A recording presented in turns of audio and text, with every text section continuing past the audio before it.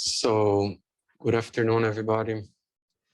We will continue today on the chapter about the sources of demographic data. And in the previous class, I talked to you about censuses and also registration systems. So censuses are usually collected every 10 years, and the idea is that we collect information for the whole population. So census means that we are collecting data from the whole population. Usually is based on the household, so we have to go to all households to collect information from people. Since we are collecting information from everybody, usually the questionnaire is really short, as I showed to you, the 2020 decennial census here in the US. And it is a snapshot of a specific time point in a specific population. So it's cross-sectional, trying to get the size, composition, and distribution of the population. It's static in the sense that we collect information from that year, from that population. In the US, the federal government is responsible to collect the data, more specifically the US Census Bureau. And the residence is based on the de jure style, in which we ask which people used to live in that household on the day of the census. And here in the US, the census day is April 1st. So who used to live here, who were the usual residents in the census day here in this specific household?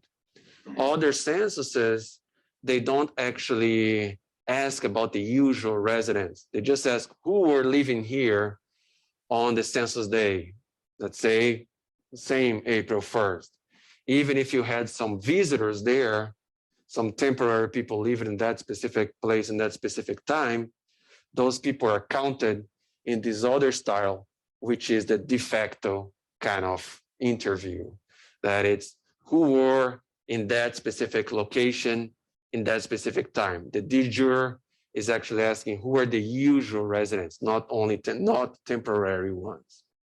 The de jure is harder to do because we have to rely on information from the person that's saying who were the usual residents there, but also the fact that I can go to a household to ask some questions from the questionnaire. When I get there, let's say in June, and ask the person, oh, who were you living here back in April? The person says no, so I'm not supposed to ask the question to that person. So it can be more expensive because I can have to go back and forth from different households. The registration system in the US is also de jure, but we collect information in a more continuous basis, right? It's pretty much information about births through birth certificates and deaths through death certificates being collected by local agencies that report them to the state government, which is the authority in the US to collect that information, and then state governments send them to the federal government. So it's a more dynamic, continuous way of collecting data. Now, the third way that we're going to talk about are the surveys. Surveys is usually when we have limited resources. We don't have money and time to collect information from the whole population. So we get a sample from that population. We get just a specific subgroup of that population and implement the questionnaire. And this questionnaire is usually longer. I can ask more questions, more detailed questions, because I have to reach fewer people. The tricky thing, whenever I have this questionnaire implemented just in a subgroup of the population in this sample, is that that sample has to be representative to the whole population. So I have to select people in a way that they will represent my whole population. And that's this process that is mentioned here, the inferential statistics. So social scientists, we almost never have the resources or time to collect information from the whole population. It's really expensive. So we need what is called the inferential statistics. I need to collect information from a subgroup of the population and say that the average response from that population actually the average response from that sample actually represents the whole population, okay? So inferential statistics uses data from samples to make generalizations about populations. And population is everybody. It's the total collection of cases in which the researcher is interested. If I'm interested in the population of the US, it's this more than 300 million people that is my population. The subsample is a carefully chosen subgroup of that population. What does it mean carefully chosen? I have to use adequate techniques, adequate selection techniques in order for those people to represent everybody. So my sample has to have people with different characteristics that matter for my research. If in my research, let's say simple research, I'm trying to understand the earnings of my population, and I want to break it down by age, by sex, by education, by race, ethnicity, and by states.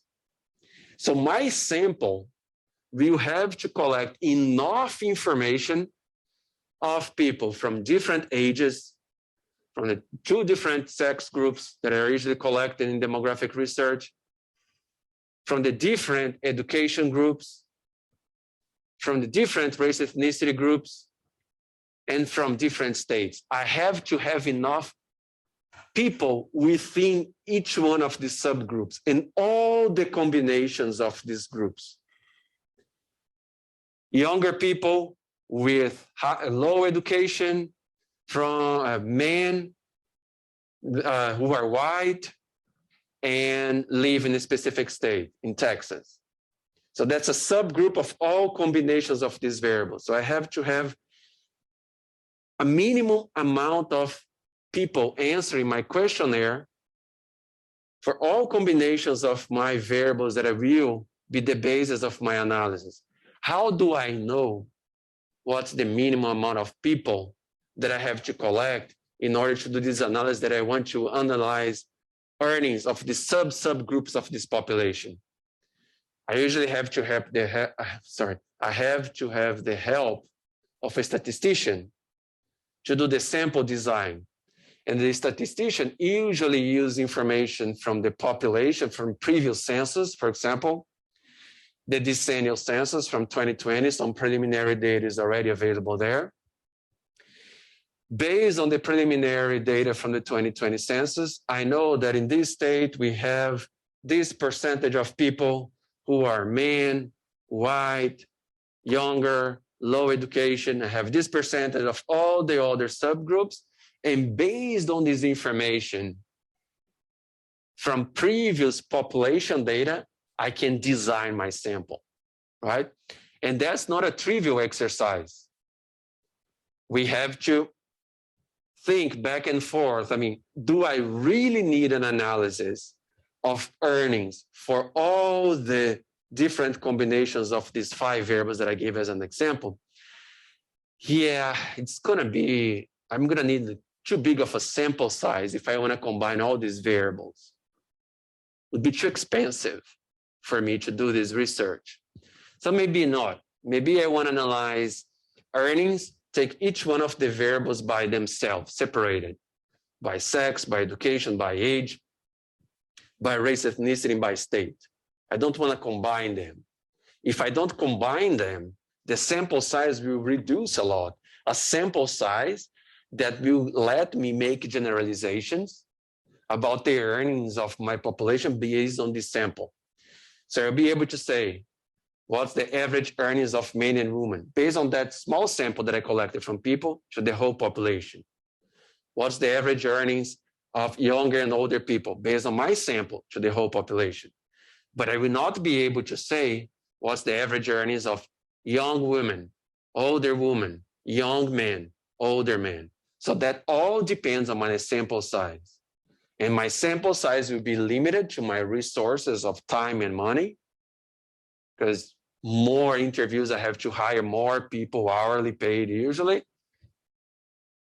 But then if I have a smaller sample size, then my research project will not allow me to do analysis for subgroups of the population, right? But overall, I need an adequate sample design to have a sample that's representative to the population, that I can make generalizations about the population. So I usually get information from samples that are representative to my population, so I can generalize that information to the population. The term statistics here, if I have a statistics like average earnings, average number of children that women have, mortality rates, those are, if I collected those indicators, if those indicators come from samples, they are called statistics. Statistics here in this case is not the science of statistics. Are the indicators, the characteristics of my sample are statistics. If I have information about my whole population and I calculate the characteristics of my population, the indicators of my population, I have the parameters. Usually we don't have the parameters because we don't have the census information. We have a sample that gives us statistics. So what we want is, based on statistic, estimate the parameters. But usually when we have samples, even if we have a really good sample design, we can make mistakes. There is a margin of error. So for example, we are all used to know about election polls. Candidate A has 40% of the intention of the votes, and candidate B has 60%, for example. Those are statistics because these election polls are usually based on samples of my population. But whenever we hear those reports, oh, candidate A based on this election poll has 40% of the intention of the votes and the candidate B 60%. But the margin of error equals to, let's say, 5%. So it means that candidate A has 40. 40 is kind of like a midpoint, an average there, but it can be anywhere between 35 and 45. Candidate B, the average is 60, but it can be anywhere between 55 and 65. These intervals are called the confidence intervals. And usually they are calculated with a confidence level of 95%. That's usually the standard. So what do they mean? I am 95% confident that candidate A in this example will have in between 35 and 45% of the votes. And this 35 and 45, or another way to interpret it, this 35 and 45% has 95% of chance of containing the true value that this candidate will receive on election day. What are the issues with election polls? It can be difficult because some people might report that they will vote for candidate A, but they don't show up and they don't vote. So the election polls have also to take into account the likelihood that these people, based on their characteristics, will show up and will vote. So that's why a lot of election polls make a lot of mistakes, right? What was the big deal about the 2016 presidential election in the US? Everybody was, at the end of the election, everybody was saying, like, or most of the people were saying, oh, these election polls made huge mistakes. No, they did not. They were giving that Hillary Clinton would win the popular votes by around 3 million votes, and she did exactly by that amount. What's the problem with those election polls?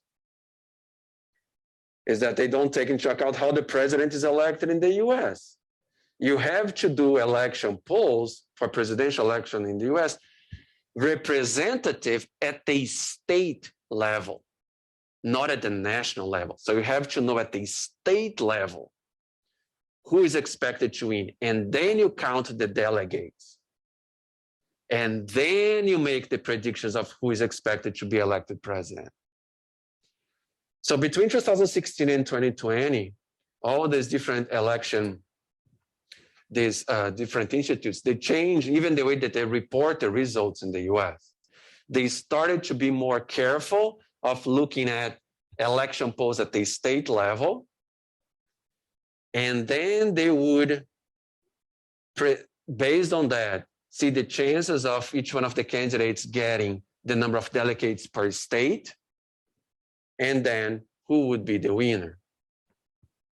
I just gave you the example that I wanted to estimate earnings by all these 5 variables, those subgroups of the 5 variables that I mentioned before: sex, age, education, race, ethnicity, and state.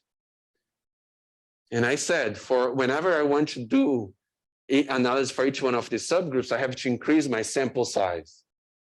So if I want to have an election poll that's representative for each one of these states, I have to have a sample design that will allow me to calculate statistics based on samples representative for the population within each state.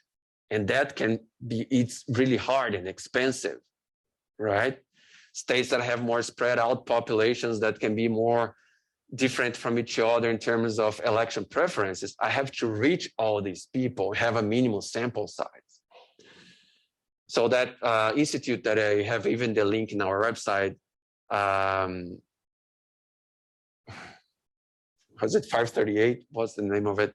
It's they don't collect their own data. They get data from other sources, from other election polls at the state level, and then they analyze those polls and make the predictions who would be the president, the elected president. It's, yeah, 538, that's it. So this website here, of course there are many others, but this one, I usually look at it whenever I'm try to look at election polls for president or for governors or so on, because they are more careful. They try to get data from these other sources, put them together and do the analysis, okay?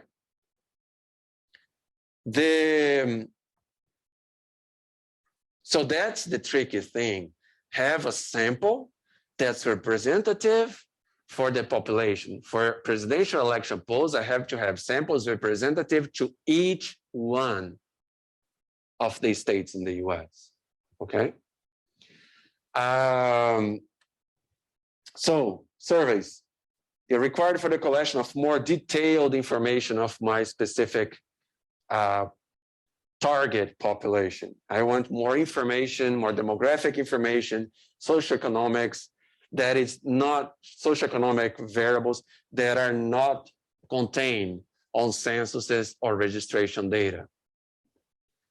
So it provides an extensive kinds of information available through sample surveys. So there are several surveys being available. Usually, developed countries have more surveys because agencies, private companies, the government, they have more money, so they have more surveys being implemented. Usually, developing countries, less developed countries, they don't have as many surveys. Since they don't have as many surveys, their censuses have more questions. So the decennial census in Brazil, for example, has many more questions than the decennial census in the US. But in the US, you have the American Community Survey with more detailed questions for every year since 2005. And you have many other surveys, and the ones that I'm going to talk here are some examples of them. The Demographic and Health Surveys, DHS, it's a really well-known survey among demographers. So whenever you use the acronym DHS among demographers, they don't think about the Department of Homeland Security. Usually they think about Demographic and Health Surveys.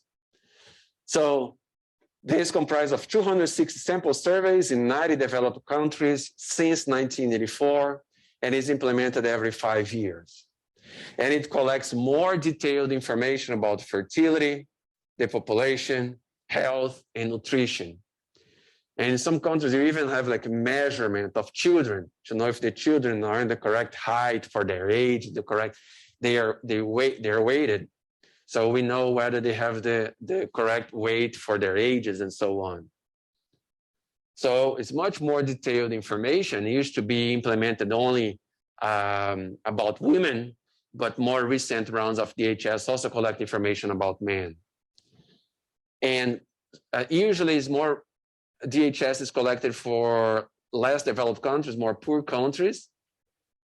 For example, Brazil had a survey in 86 and then 96. And then in 2006, DHS was not going to be implemented there anymore because it was recognized that Brazil was already like a mid-developed country. So Brazil itself paid for another survey in 2006 with similar variables as DHS, right? So, but usually Asian countries, African countries, these are countries that are represented, that we collect, data is collected through DHS. There are also interim surveys between DHS rounds that collect less information but provides more variation over time. It provides demographic information previously unknown about developing countries because developing countries don't have the resources to collect the data.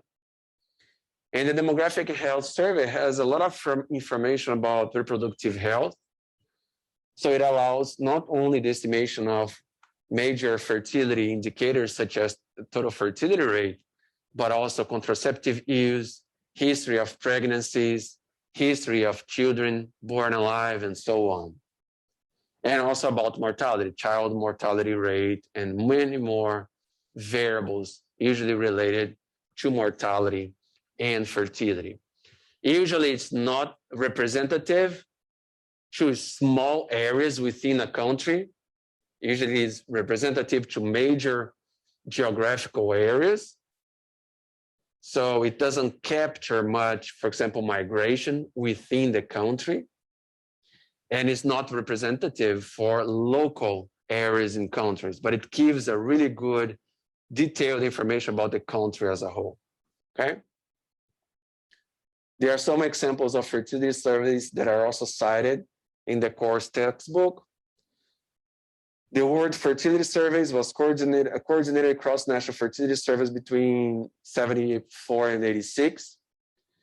Data on reproductive behavior and related social and psychological indicators were collected in 62 countries, which represented around 40% of the world population. So it's a really significant amount.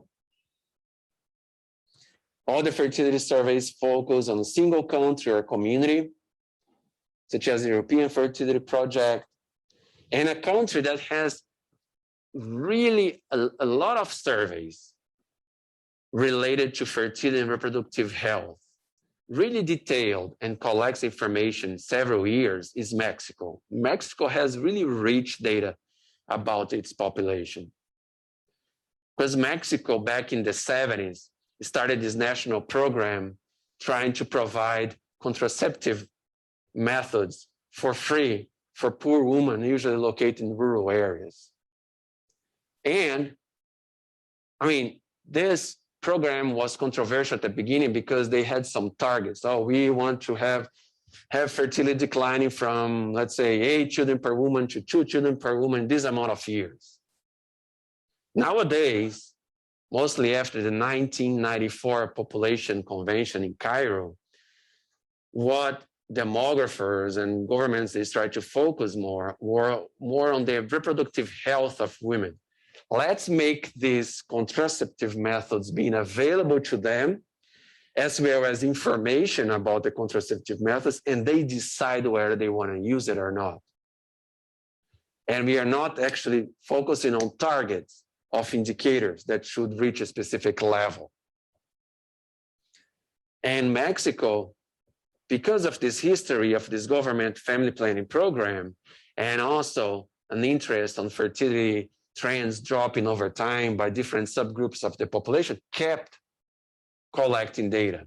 So there are several surveys representative for the whole country of Mexico, collecting really detailed information about the population. And usually collect information from women, right?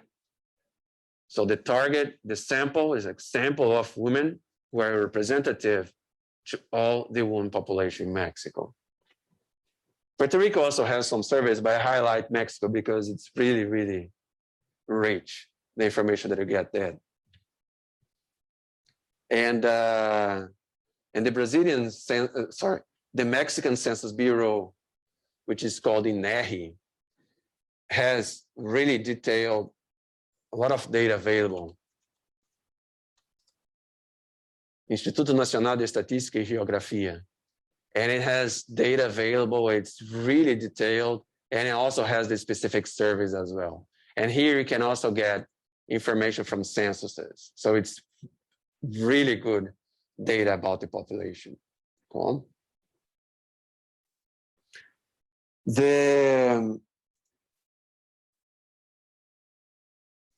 Another example of surveys are the surveys that are collected here in the US. Remember when I said, until the 2000 census in the US, we had the short form that was implemented in all households in the US, and the long form with more questions that even though it was called census, it was already implemented only to a sample of the population of households. Starting after 2000, like for example, 2010 census and 2020 census, only the short questionnaire is implemented in all households. And the long questionnaire with more detailed information is collected through the American Community Survey every year in a more systematic way since 2005. Some states, as I said before, have data being collected with the American Community Survey since the 90s, but representative to the whole country since 2005. The current population survey, it has a smaller sample size than the American Community Survey, and it focuses more on labor market indicators, more questions related to economic information like labor force, employment, occupation, and so on. But this information is also available in ACS. But the current population survey, we cannot break it down at the county level as ACS lets us. ACS, we can analyze the information at the county level if we use restricted data from the Census Bureau, because it has a big sample size. But the CPS does not. But that's because CPS has another goal. Households that are selected, randomly selected to be part of the sample in CPS, they answer the same questionnaire 4 months in a row. The same household is interviewed 4 months in a row, and then they get 8 months outside of the sample, and then the Bureau of Labor Statistics go back there and interview them for 4 more months. So you have information about the same household in 8 time points throughout the whole year. So it provides you a more longitudinal approach of data. CPS, you can also analyze it cross-sectional. You can also analyze it for 1 time point per year, but you can also follow the same households over time in this period, in this year period in which they interview. 4 months, 8 months out, 4 months back. So you can compare each one of these months in the first and second round to see what happened to the household 1 year later. The National Survey of Family Growth in SFG, it's longitudinal, and it collects more information more related to reproductive health and to information about children. National Longitudinal Study of Adolescent to Adult Health also got a specific cohort of people that were born in specific time and follow them through time, the same people. That's why it's called longitudinal. And the short for this survey is known as the Ed Health. And I'm just going to talk a little bit about them here.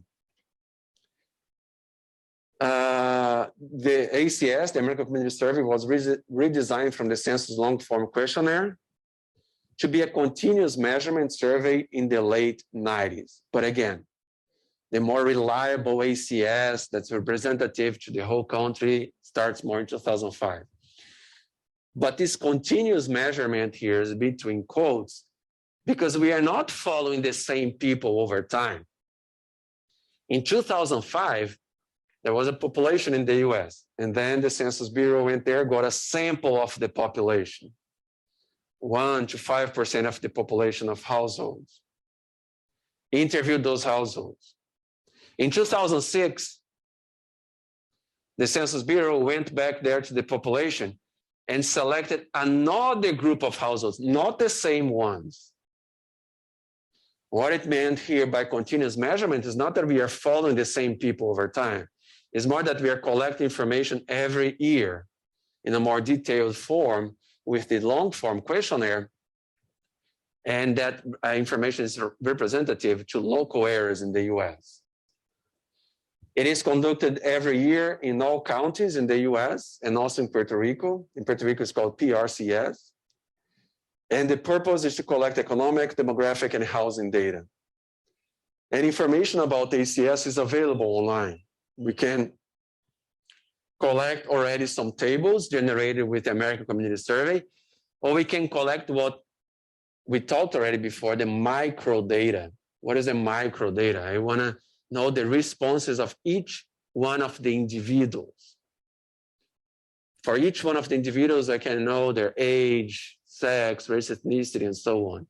Of course, there is no identification about the individual, and I don't know exactly the address because of confidentiality reasons, but I can download the micro data of ACS online from the EPAM's website that I can show you later here.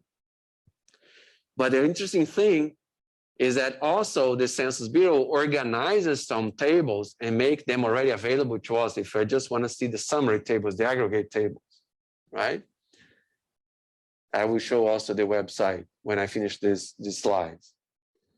So what is the sample of ACS? It's communities with 65,000 or more population. They receive data estimates every year since 2006. So every year we have reliable information for communities that have at least 65,000 people living there. For communities that are smaller, between 20,000 and 64,000 people, we have to aggregate some years. So we have to get data from 2006, 7, 8, for example, group them and get the average from these data. So the data from 2006, 7, and 8, we get the average, we join all this data, get the average, and that's the information for these 3-year estimates for the communities with this size. For those that have less than 20,000 people, we have to group even more data. So for example, we get data from 2006, 7, 8, 9, 10, group them all, take the average, and that's the information for these 5 years for those communities with a smaller population, below 20,000 people.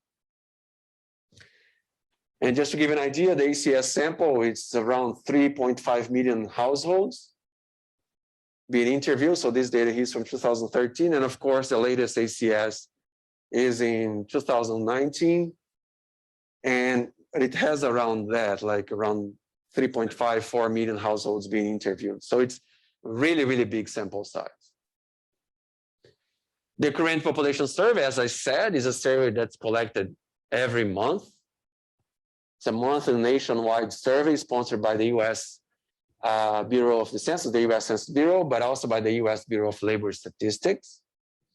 The idea is to collect labor force data about the civilian non-institutional population. So people who are in prisons are not part of the sample. And the sample are for those with at least 14 years of age. The ACS collects information about everybody, doesn't matter age, and it doesn't matter if they're institutions or not. The CPS does care about it. It's more centered on labor force characteristics. So that's why it's looking more for older people and people in the labor market. So basic labor force questions are asked, census type questions, and also some supplementary questions. specific years, more detailed questions on some topics are also asked. The National Survey of Family Growth, a national representative multi-state survey conducted on a continuous basis. The sample are male and female respondents between the ages of 15 and 44. The purpose is to collect data on family life, marriage, divorce, pregnancy, infertility, contraception, and health of women and men. Because it has more, covers more sensitive topics about contraception, infertility, pregnancy, and health, they use this audio computer assisted self-interviewing strategy that so people don't have to report that to the interviewer directly. And then they don't feel any constraints or so much pressure to talk about their sexuality or more intimate questions, okay? Ad Health, as I mentioned, the National Institutional Survey of Adolescent to Adult Health, started in the early 1990s with Professor Woodry. It's a sample of adolescents that back in 1994 and 1995, they were in grade 7 and 12 in the US. So they follow these people over time. The base population are those adolescents that were in grade 7 to 12 back in 94, 95. And they had 4 follow-up interviews with adolescent cohort transitioning from young adulthood to from adolescent stages into young adulthood.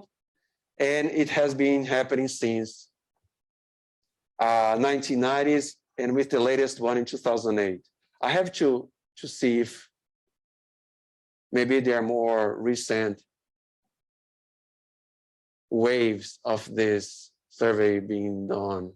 I mean, here are the examples that are shown in the textbook. Let me just look at this here.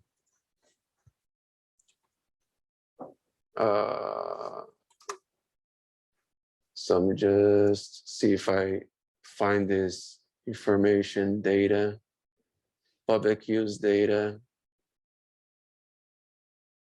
I just wanted to know the years of the survey. It's not so easy, right? Oh yeah, so 95, 96, 2001, 2008. So it had an additional one, so I should update my slides. It had another wave in 2016. So 1, 2, 3, 4, 5. And I mentioned here in the slides 4, right? Yeah. So it has like 5 interviews collected since the 1990s, and the last one happening now in 2016-18. Okay. I finished the slides here, but I want to now go to our course website. And towards the end, after we have all the lecture materials, I include a series of different links in which you can get access to demographic data. Now, during the pandemic, I created this subsection here. So this is after final exam, extra readings, and then start with pandemic data. So the ones here that are in purple are the ones that I open in these tabs, and are the ones that, for example, I usually collect data and I put in my slides, like the ones that I used in my first lecture. And I also used in following lectures about the world trends over time. And that graph about the decline in life expectancy in the US was not from these sites here, it was from the CDC. But for example, our world in data is here, Worldometer, and the New York Times are the ones open here. This data from our world in data, if you go to Data Explorer, you can select specific countries if you want and see the information on the right here. And let me just unselect some countries, and then it shows the ones that are selected. Oh, United Kingdom is there, okay. So for example, you can compare some of these Scandinavian countries that had different approaches. Like Sweden did not have any lockdown measures, was more like the laissez-faire style compared to other Scandinavian countries. Let's compare here to Denmark. Why is it not showing the other ones? Okay, it's just because my mouse was there. Norway. Let's get Finland as well. And let's just leave United States there as a reference for us. And here you can play a little bit with the data. Why it's just showing, okay. You can kind of like look at different kinds of information. So here we have confirmed cases relative to the population. So these here are rates. I can just get the overall counts of cases. Of course, the American population much bigger than these other countries, we have many more cases. So if you're trying to compare countries with different populations, we get the rate information relative to population. Usually the 7-day rolling average, because there is so much variation per day, that it's good to have these averages every 7 days. We can also get information about deaths and compare these different countries. Let's take the US out and confirm. It's hard to see here. And you can kind of like look for more recent information. Let's leave it here and get the, no, let me just confirm cases. Even the confirmed cases, you see how Sweden has a different kind of pattern compared to the other countries in these more Scandinavian countries. Much higher levels of cases. And if you look at deaths as well, relative to the size of the population, Sweden expected many more rates controlling for the size of the population divided by the size of the population than these other countries.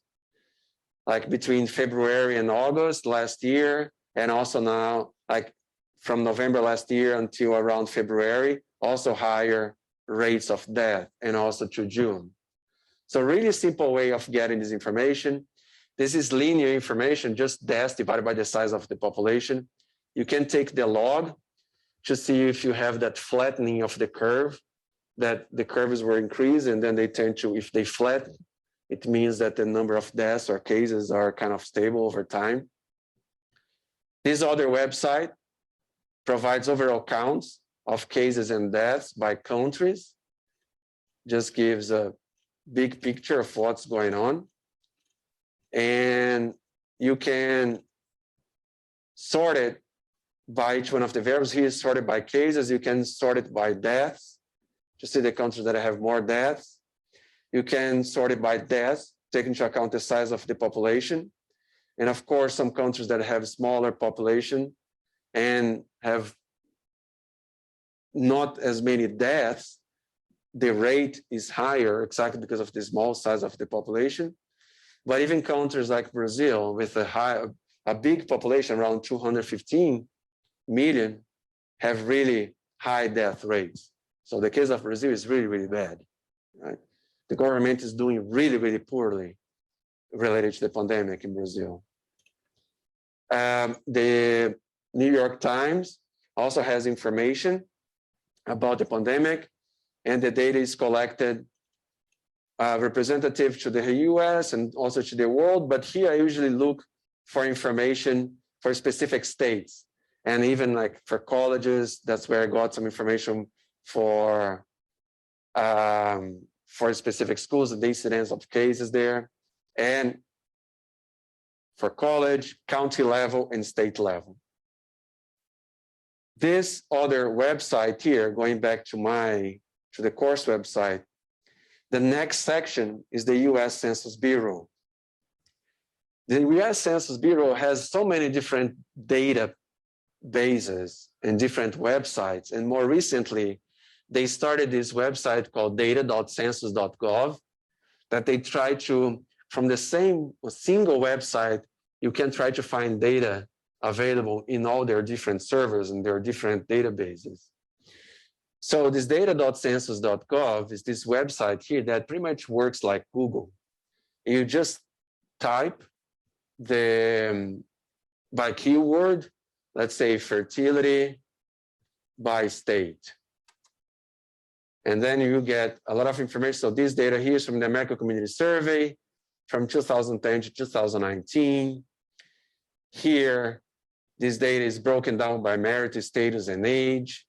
So if I just go to this one, it's already aggregated level data, and it gives me the number of women in the country by age, by race, ethnicity, by nativity, by education, if you keep going. But also, you have information about fertility, number of women who had birth in the past year. If you get this information here, and you divide by the number of women in that specific subgroup of the population, then you have the fertility rate of those women using data from 2019. And you can get this information for all different years, right? So you can search by keyword as you do in Google, and then you can see these tables, get these tables, send them to Excel or send it to a document, and do your analysis. So it's really, really rich data that we have here. And since the American Community Survey, it's a sample, there is a chance of making mistake. There's that margin of error. The margin of error here, in this case, is reported as number of women. Can be plus or minus 47,000 women in that specific group of women between 15 and 50 years of age. Plus or minus 31,000 women who had a child, compared to this overall estimate of 3.8 million women having a child in the past year based on the 2019 American Community Survey. So this data.census.gov is a really powerful website, and even the Census Bureau website, the direct one, you can also get a lot of information, current information about the population. It has this population clock being updated in a continuous basis. It's really interesting.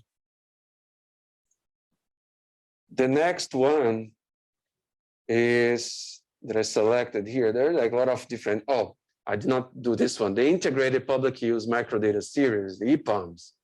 It's organized by the Minnesota Population Center within the University of Minnesota.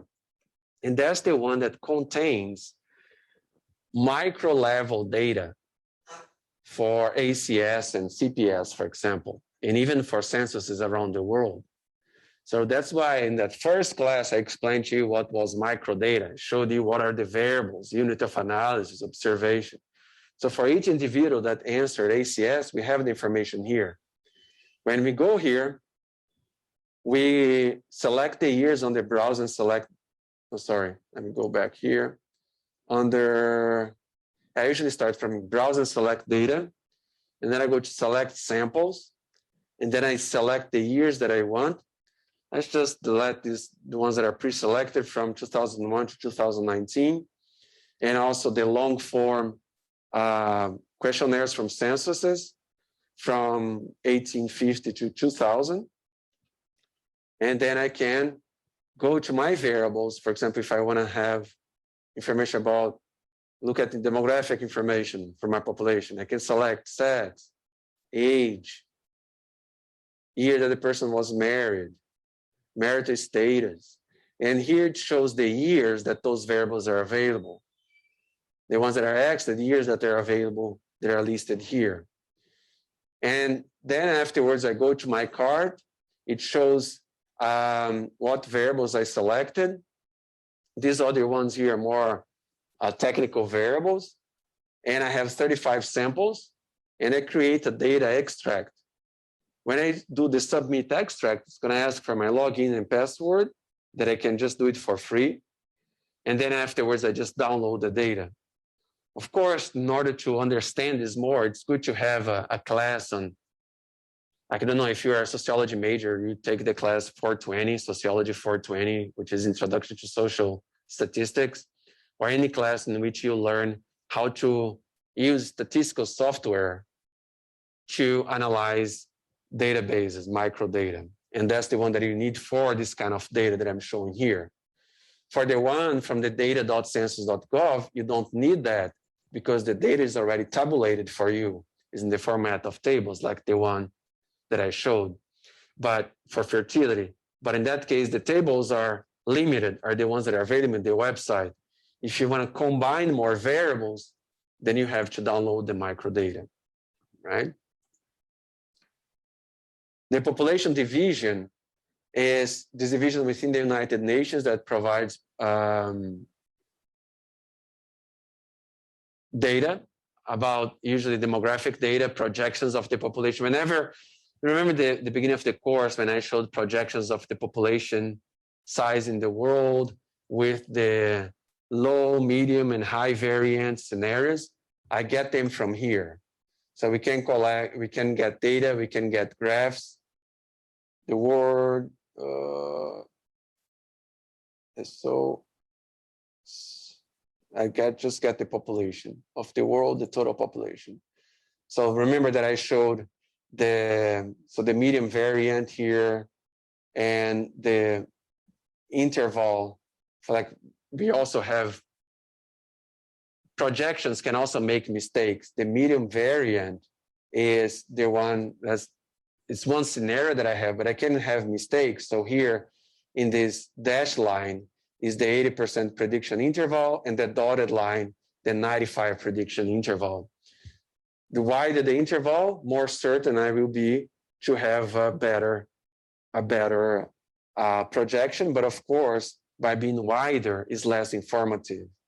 And then I have the other scenario, the observed one, and the scenario for in which the number of children per woman increased by 0.5, and this scenario here decreased by 0.5 children per woman, right? These are the different scenarios here.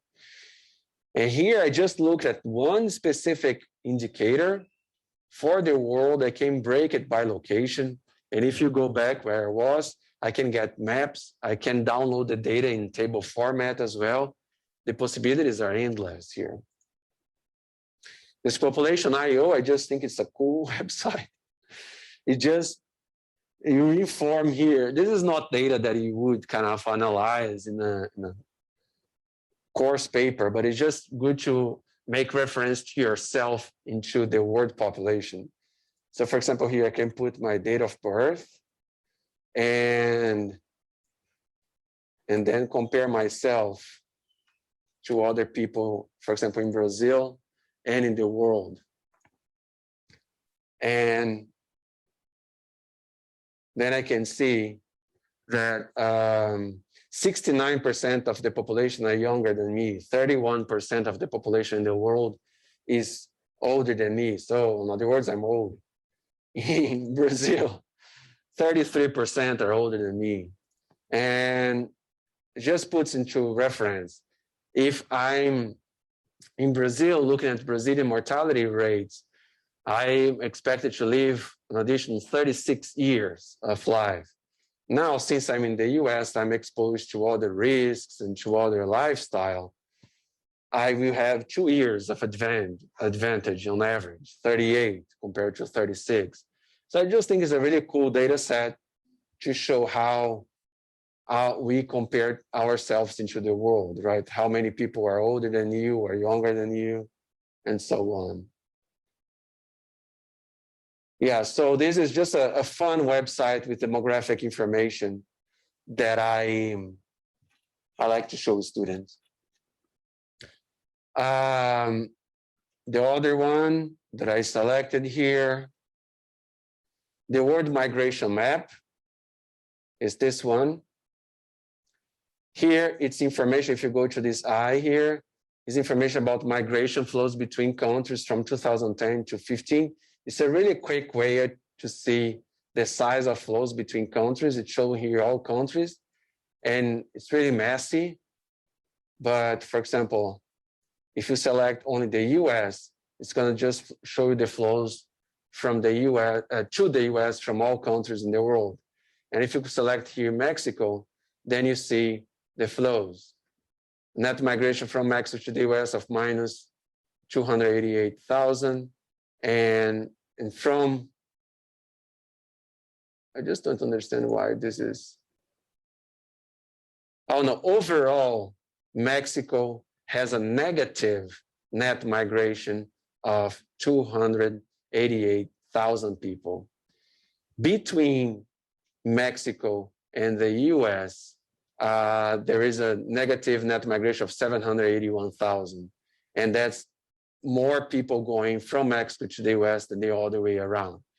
But here it's being counted the whole population, not only Mexicans going between back and forth in the US and Mexico. Because in these last years, what we saw was that there were more Mexicans going back from the US to Mexico than Mexicans coming from Mexico to the US.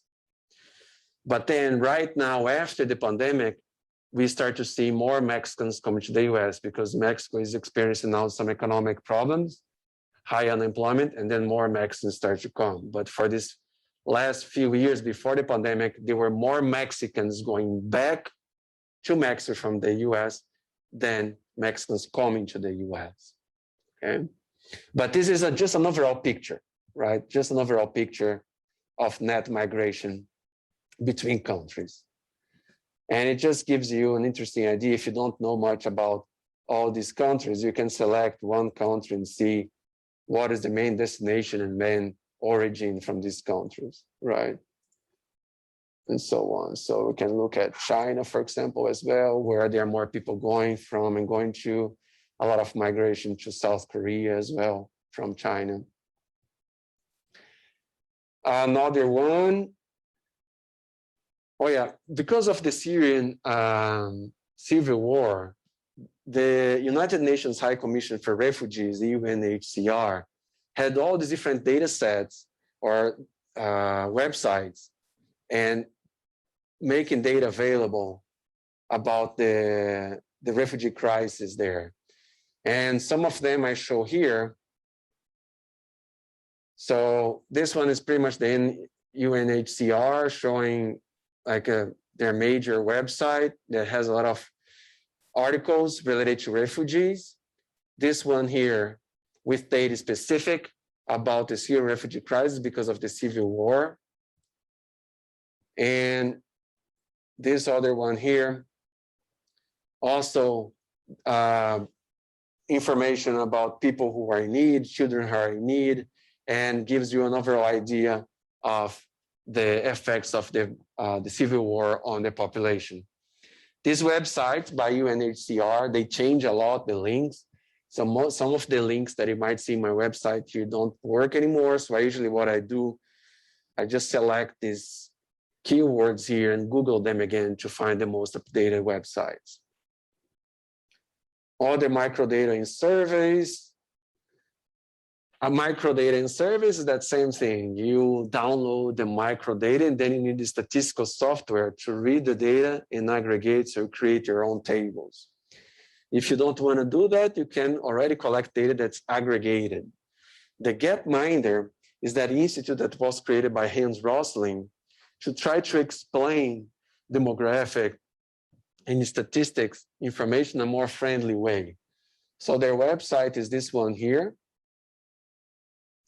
And you can see different link. Oh yeah, this data here. You can download a small software that shows how the size of the population is the size of the population. These ones here are countries, and the size of the bubbles are the size of their population. And then in the horizontal axis, the vertical axis, they use income per capita and life expectancy. So it's linking economic variable with health variable, and also shows the size of the population by the size of the bubble for each country. And the colors here represent each continent. Today is the opposite, I make noise. So here in the horizontal axis, you have income. The vertical axis, you have life expectancy. And then you can go and see each one of the countries.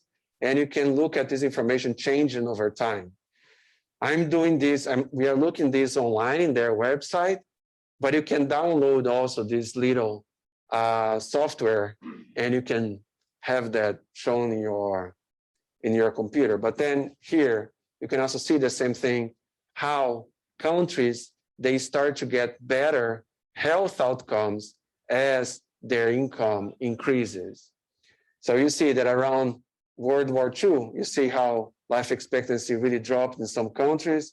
And then now, in more recent decades, countries getting higher income and higher life expectancy.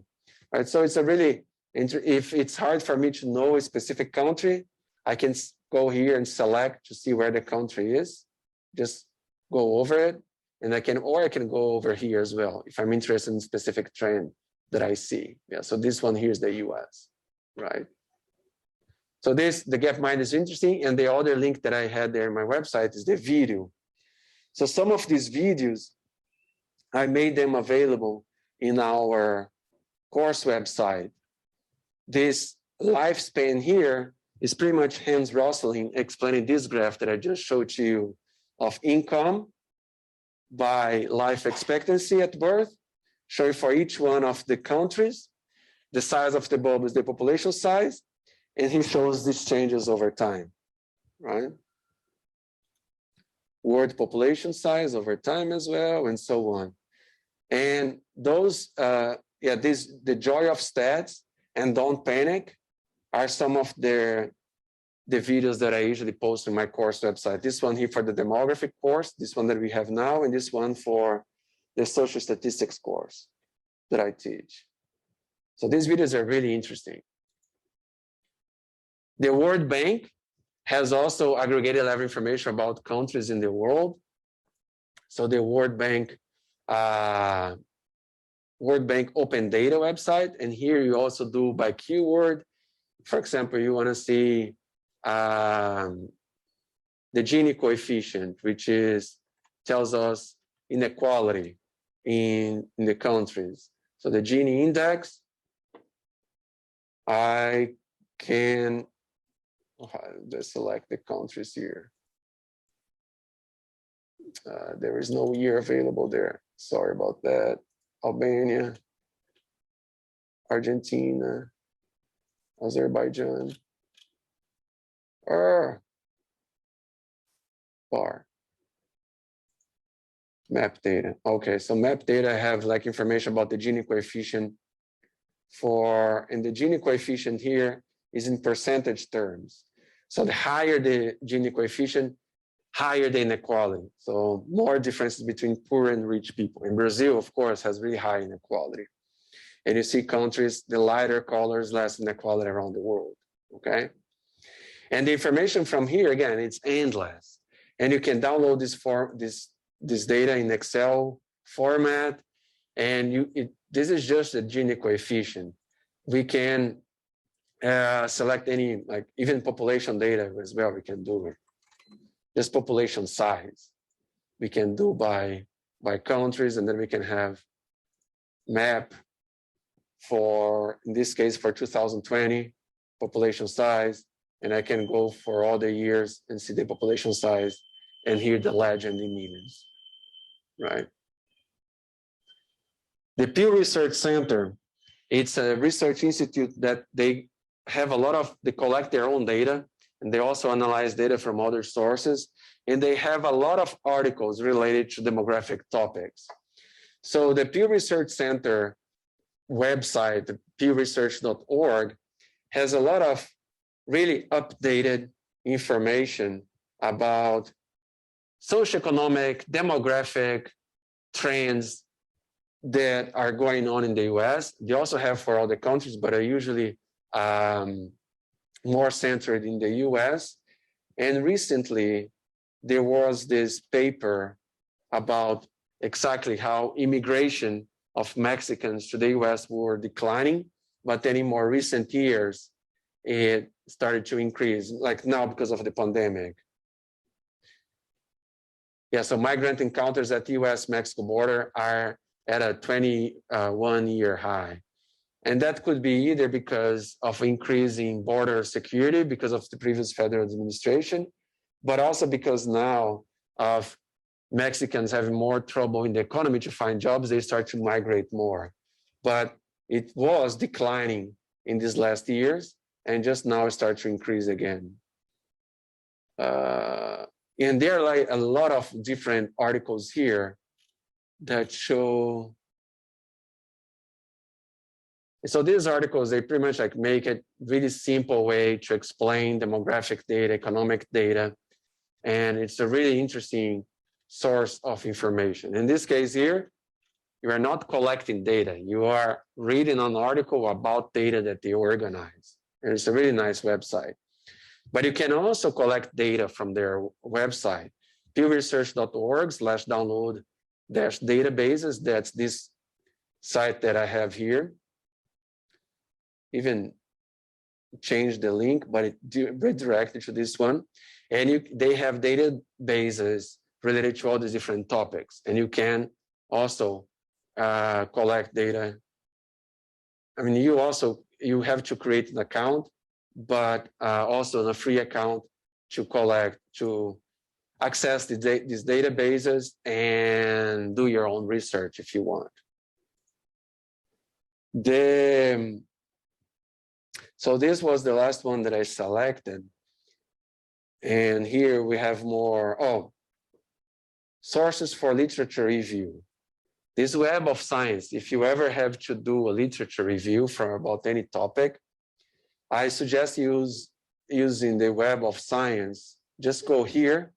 You're going to be able to access it only if you are logged in to the A&M wireless network. You can also access the A&M network through VPN, that virtual access here using the Cisco software. If you don't know how to do it, just connect your computer to the wireless here at the university. And then you can do literature, you can do searches. Let's say that I want fertility and mortality. And I'm doing a generic search here, not selecting any specific author or anything. So I search here. And what is interesting, let's say mortality, fertility, and child labor. Oh, this paper is really important to me. If I click on this paper here, it's gonna give me I can download the full paper if I'm connected through the A&M wireless. The abstract is here, the name of the authors. It cited 8 papers. But what's the most interesting thing about the Web of Science is that, for example, this paper was published in 2005, and it cited 8 papers. But after 2005, this paper was cited 17 times.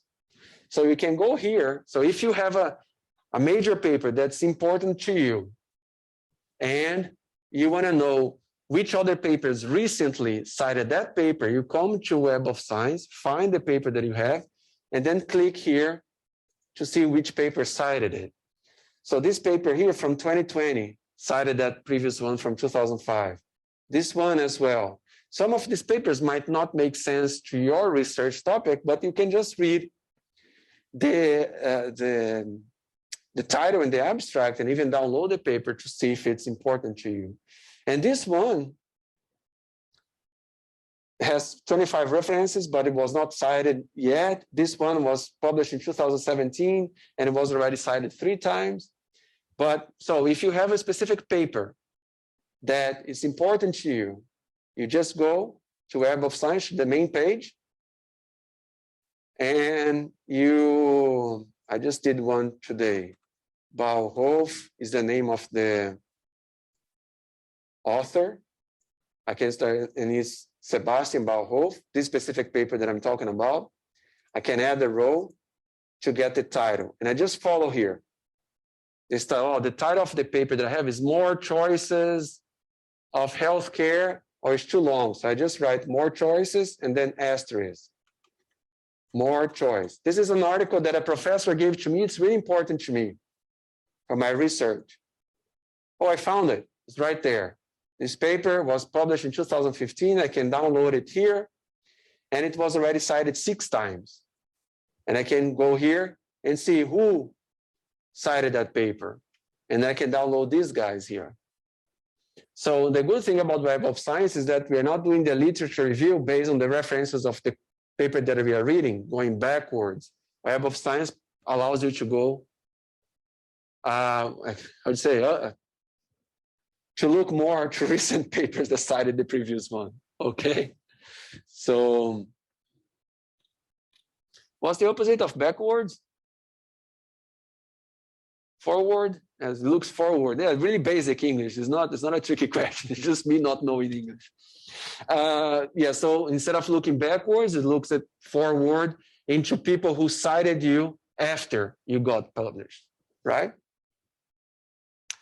The other one that I mentioned before in the course website here, I already opened it to you, and it's also, the link is also available here. Let me just keep going there. EPUMs we saw, and I showed you until Web of Science, literature review. Yeah. So Web of Science, it's for literature review is the most interesting one because you can look both to the past and to the future, take into account a specific important paper that you have, okay? Here are other articles or sources, websites that help you interpret data. This is a PDF file in which I give examples of how you can organize your tables. Tables, usually when you organize it, you put borders on the top and in the bottom, and you don't put borders on the left, on the right. So it's kind of easy to remember in the US. You have a border on the north and the south, but not in the east and the west, right? And the title has to be really comprehensive. You always cite the source of the data. Numbers are always aligned to the right. Everything has to be organized. You generate graphs as well. You can put maps, several maps in the same figure, but you have to explain what are in those maps. Graphs as well. You can put several graphs together, explaining a specific point of your research. If you have a lot of data, you can make all this data available in one single table. In this case here is information about population and birth rates and mortality rates, fertility rates, infant mortality rates in Mexican states, right? So you can just, this is just examples of how you can organize your data after you have the data collected. You have to format your data and your figures and your maps correctly. In the public opinion polls, the two websites that I usually look for data, I have Real Clear Politics and 538, the one that I showed before. And here, for example, it has the information about approval rates of Joe Biden right now. So you can see how that has been varying over time. And you have the confidence interval here in the shade of green and orange. So it's a lot of information there as well. And the other ones that I said, that I showed, is that other countries also have a lot of data about their population. So I really recommend that you have an interest on specific countries. You can always come to EPUMs, to the EPUMs website. And for example, international, browse and select data, select samples, and then you have all these different countries and the years that their data is. Is it hard to see? Let me try to. So Argentina, 2010, from 1970 to 2010, Brazil from 60 to 2010. So these are all census data. These are not surveys. And you have all different countries here that you can collect this information. Of course, this is micro data. And then you're going to have to analyze this data using a statistical software, okay? And the other sample that's important in EPAMS is the CPS that I mentioned before, that we collect information every month from households in the US. Also global health information and some data from the census, the decennial census from ACS already organized in a table format, already aggregated. Okay, so it's health data, higher education data. So a lot of information that you have here. Cool. And all these sites are in my website. If you click in any of those links that they don't work, please just let me know and then we will update them. Okay, so it's 2 p.m. right now.